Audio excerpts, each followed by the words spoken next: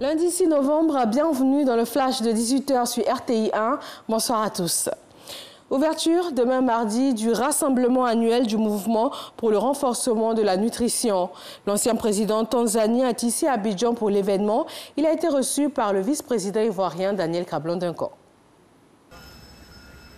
Jakata Kikwete, ancien président tanzanien, accueilli ce lundi par le vice-président Daniel Kablon-Duncan. Inscrit à son agenda à Abidjan, le rassemblement annuel du mouvement pour le renforcement de la nutrition sonne. La rencontre se tient pour la toute première fois sur le continent africain et sera l'occasion pour les membres, gouvernements, sociétés civiles, Nations Unies, donateurs et autres scientifiques d'examiner les progrès réalisés et les défis à venir dans la lutte pour la réduction de la malnutrition. They manifest in three main forms or four main forms. First, la malnutrition se manifeste sous 3 ou 4 formes. La première, l'enfant n'a pas la taille qui correspond à son âge. Il peut avoir 5 ans et ressembler à un enfant de 3 ans. C'est un grand problème, celui de la croissance. Il y a aussi le problème d'insuffisance de poids. Il y a également le problème de surpoids, appelé obésité, qui est une forme de malnutrition. Et le 4e point, celui de l'anémie. Ce sont des problèmes sérieux parce que les enfants qui n'évoluent pas normalement ne pourront pas être demain des citoyens capables et productifs. Donc ce mouvement initié par le secrétaire général Ban Ki-moon et qui se poursuit réunit les pays pour faire front à ce problème de malnutrition. À ce jour, 45% des décès des enfants de moins de 5 ans restent liés à la malnutrition.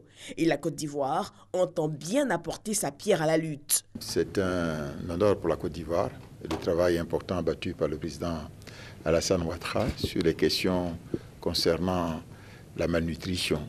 Que ce soit donc la sous-nutrition ou la surnutrition. Il y a eu déjà une réunion qui s'est tenue ici sur le problème de la nutrition avec des financements internationaux importants.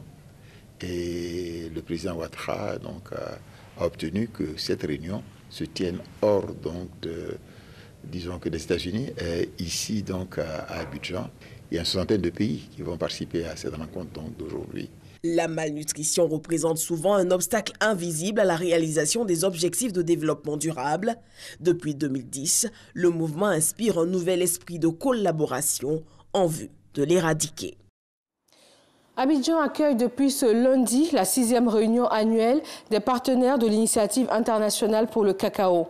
Cette année, la rencontre va plancher sur l'amélioration de l'accès à une éducation de qualité en vue de lutter contre la pauvreté et le travail des enfants au sein des communautés productrices de cacao.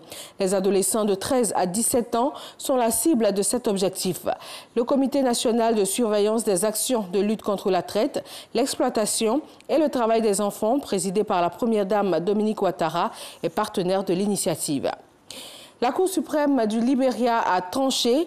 Le processus électoral est suspendu à la veille du second tour de la présidentielle. La Cour suprême estime qu'il est indispensable de mener une enquête sur les accusations de fraude au premier tour. Impossible donc de tenir un second tour tant que les choses ne seront pas clarifiées. Des affrontements intercommunautaires ont fait 7 morts au centre du Mali. Les Bambara accusent les Peuls d'être des informateurs ou des complices de djihadistes actifs dans la zone. Pendant ces violences, plusieurs campements Peuls auraient été attaqués, des habitations brûlées et des animaux abattus. 2 ans après la COP21 de Paris, une nouvelle conférence des Nations Unies sur le climat s'est ouverte ce lundi en Allemagne.